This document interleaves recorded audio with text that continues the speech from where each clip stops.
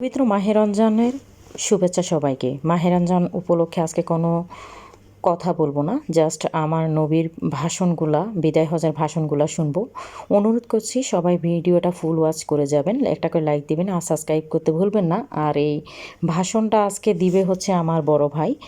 তো নবীর বিদায় হজের ভাষণগুলা শুনবো এবং কি তা আমরা মানার চেষ্টা করব। চলুন শুনি। শুক্রবার 9 জিলহজ 10 হিজরি সনে হজের সময় আরাফা ময়দানে দুপুরের পর হযরত মুহাম্মদ সাল্লাল্লাহু আলাইহি ওয়াসাল্লাম লক্ষাধিক সাহাবীর সমাবেশে ঐতিহাসিক ভাষণ দেন। হামদ ও সানার পর তিনি বলেন, হে মানুষ, তোমরা আমার কথা শোনো। এরপর এই স্থানে তোমাদের সাথে আর একত্রিত হতে পারবো কিনা জানি না। হে মানুষ, আল্লাহ বলেন, হে মানব জাতি, তোমাদেরকে আমি এক পুরুষ ও এক নারী থেকে সৃষ্টি করেছি এবং তোমাদেরকে সমাজ ও গোত্রে ভাগ করে দিয়েছি যেন তোমরা পরস্পরের পরিচয় জানতে পারো। অতএব শুনে রাখো, মানুষে মানুষে কোনো ভেদাভেদ নেই। আরবের উপর কোনো অনারবের অথবা অনারবের উপর কোনো আরবের শ্রেষ্ঠত্ব নেই, তেমনি সাদার উপর কালোর বা কালোর উপর সাদার কোনো শ্রেষ্ঠত্ব নেই।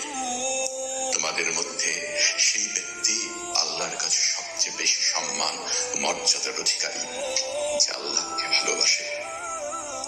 হে মানুষ, শুনে রাখো, অন্ধকার যুগের সকল বিষয় ও প্রথা আজ থেকে বিলুপ্ত হলো। জাহিলি যুগের রক্তের দাবিও রহিত করা হলো। হে মানুষ, শুনে রাখো, অপরাধের দায়িত্ব কেবল অপরাধীর উপরই বর্তায়।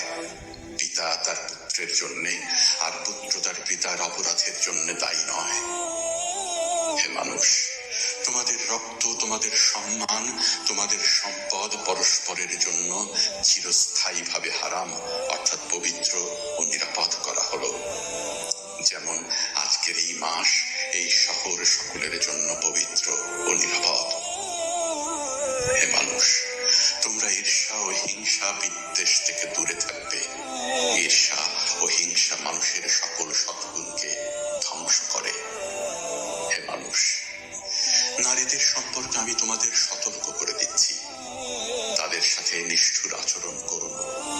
তাদের উপর যেমন তোমাদের অধিকার রয়েছে, তেমনি তোমাদের উপর তাদেরও অধিকার রয়েছে। সুতরাং তাদের কল্যাণের দিকে সব সময় খেয়াল রেখো।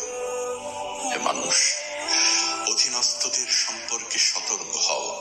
তোমরা নিজেরা যা খাবে তাদেরও তা খাওয়াবে, নিজেরা যা পরবে তাদেরও তা পরাবে। শ্রমিকের শরীরের ঘাম শুকানোর আগেই তার মজুরি পরিশোধ করবে।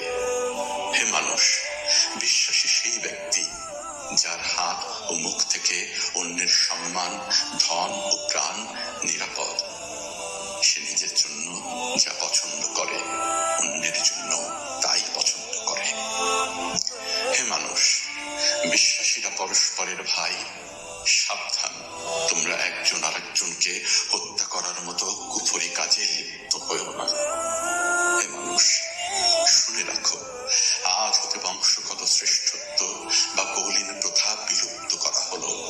কুলীন বা শ্রেষ্ঠ সেই যে বিশ্বাসী ও মানুষের উপকার করে। হে মানুষ, ঋণ অবশ্যই ফেরত দিতে হবে। বিশ্বস্ততার সাথে প্রত্যেকের আমানত রক্ষা করতে হবে।